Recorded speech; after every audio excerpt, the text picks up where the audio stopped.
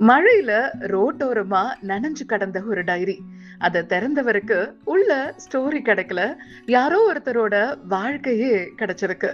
ஆதித்யான்னு ஒருத்தர் ஃப்ரெண்ட்ஸோட வெளிய போனப்ப ரோட் சைட்ல இருந்த டைரிய பார்த்திருக்கிறாரு.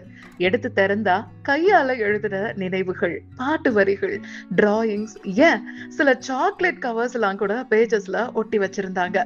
ஒவ்வொரு பேஜும் பார்த்தாலே யாரோ ரொம்ப அன்பா ஒரு ரிலேஷன்ஷிப்போட நினைவுகளை சேர்த்து வச்சிருக்காங்க அப்படின்னு புரிஞ்சிருக்கு.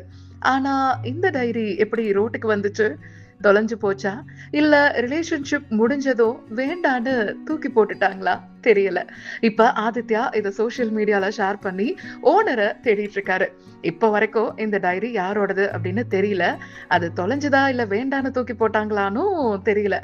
ஆனா ஒரு விஷயம், இத இன்டர்நெட் முழுக்க இருக்கிற ஒரே ஒரு ஆசைதான், இந்த நினைவுகள் எல்லாமே சேர்த்து வச்ச அந்த கைகளுக்கே அந்த டைரி திரும்ப போய் சேரணும் அப்படிங்கிறதுதான்.